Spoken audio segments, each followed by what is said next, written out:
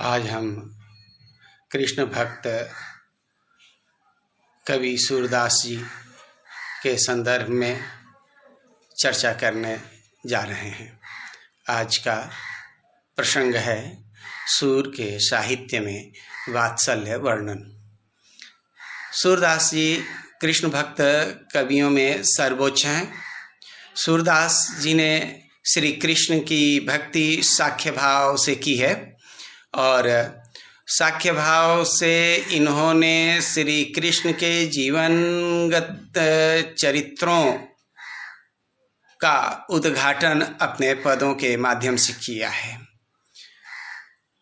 यूँ तो श्री कृष्ण के जीवन से संबंधित कई पक्षों का बहुरंगी चित्र सूर ने अपने पदों के माध्यम से अभिव्यक्त किए हैं, किंतु उन सब में सूरदास जी का वात्सल्य वर्णन बड़ा ही अनूठा है। श्री कृष्ण के लोक रंजक रूप का जितना मोहक रोचक वर्णन सूरदास जी ने किया है, वैसा हिंदी साहित्य के अन्य कवियों में प्रायः दुर्लभ पाया जाता है। सूरदास जी की अक्षय कृति का आधार सूर सागर है, सूर सरावली है। तो सूरदास जी ने अपने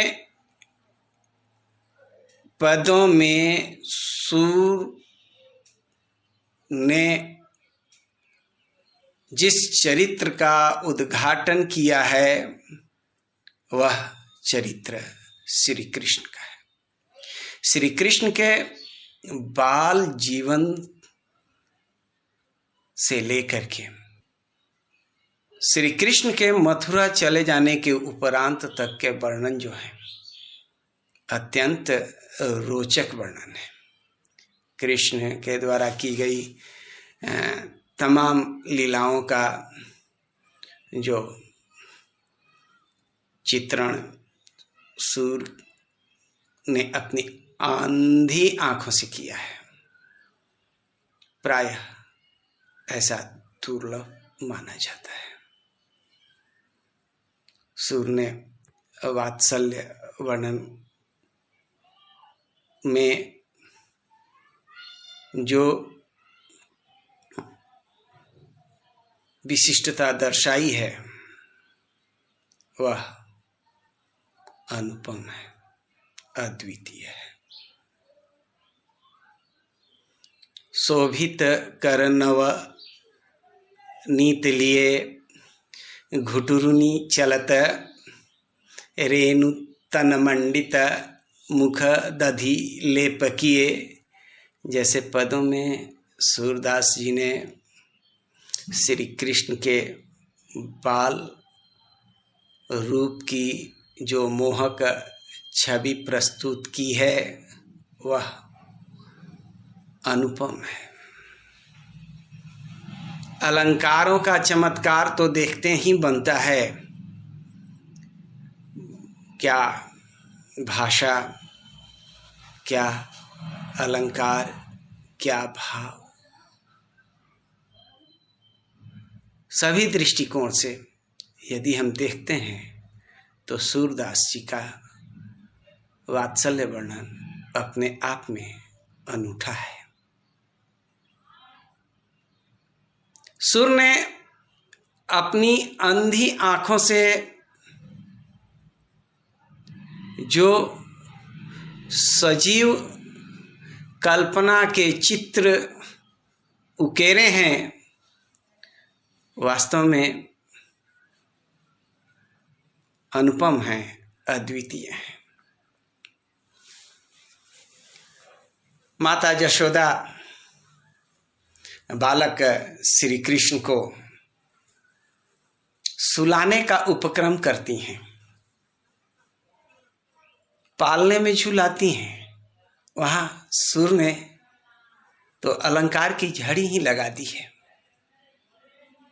जसोदा हरि पालने में झुलावे, हलरावे दुलरावे मलहावे, जोई सोई कछु गावे।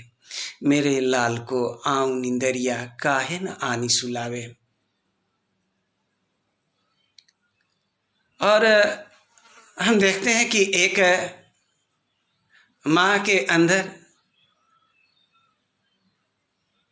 के मातृत्व का जो चित्र, मातृत्व की जो झलक सूरदास ने अपने वात्सल्य वर्णन में दिखाई है, वह अन्यत्र दुर्लभ मिलती है। सूरदास जी ने यशोदा के मातृमन को अपनी दिव्य दृष्टि से शायद देखा हो। कबहू पलक हरिमुंद लेत है, कबहू अधर फरकावे, यही अंतर है मोहन है रही रही, करी करी शयन बतावे, यही अंतर अकुलाई उठे हरि। और जब हरि श्री कृष्ण अकुला करके उठते हैं तो मातृत्व की जो धारा सूर्य ने यशोदा के हृदय से बहाई है, वह अन्यत्र दुर्लभ है। सूरदास जी के वात्सल्य वर्णन की यह एक विशेषता है कि एक माँ के मनोभावों को और एक बालक के मनोभावों को बड़े ही मनोवैज्ञानिक ढंग से इन्होंने प्रस्तुत किया है। मैया कब ही बढ़ेगी चोटी,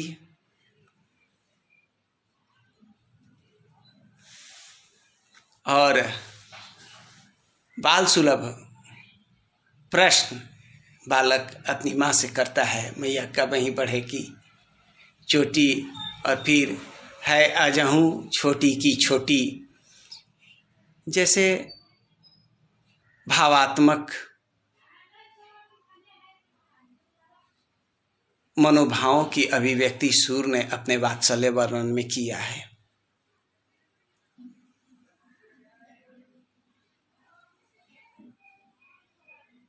मैया मोहि दाऊ बहुत खिजायो, मोसो कहत मोल को लीनो, तोहे जसमति कब जायो। जैसे पद में एक बालक मन की अपने माँ के पास जाकर शिकायत करने की, उलाहना देने की, जिस पद्धति का विकास सूरदास जी ने अपने वात्सल्य वर्णन में किया है, उसका दर्शन हिंदी साहित्य में दुर्लभ है। यह अपने आप में अप्रतिम है, अनूठा है। एक बालक मन की मनोभावनाओं को, बालक मन में उठने वाले प्रश्नों के उत्तरों को जितनी सहजता के साथ अंधे भक्त कवि सूरदास जी ने अपने वात्सल्य वर्णन में जिस प्रकार से अभिव्यंजित किया है, अन्यत्र दुर्लभ है। मैया मोरी मैं नहीं माखन खायो। बालक मन में शायद इतना माँ से कह देने के बाद भी संतुष्टि नहीं है, वह आश्वस्त नहीं हो पाता है। हो सकता है माँ स्वीकार करे या न करे। कहता है मैया मोरी मैं नहीं माखन खायो, चार पहर बंसी बट भटक्यो, सांझ परे घर आयो, मैया मोरी मैं नहीं माखन खायो। इसे भी आगे तर्क देते हुए कहना कि मैं बालक बहियन के छोटों, छींको के ही विधि पायो, मैया मोरी मैं नहीं माखन खायो। माँ के मन में यह आशंका घर न बना ले कि कन्हैया ने ही माखन खाया है। अंत में बालक मन की मनोभावनाओं को कितनी सूक्ष्मता से अभिव्यंजित करने में सूरदास जी सिद्धहस्त हैं, इसकी एक वानगी इस पद में झलक करके सामने आई है। मैं बालक बहियन के छोटो, छीको के ही विधि पायो। लेकिन जब ख्याल आता है कि अरे मेरे मुंह में माखन लगा हुआ है और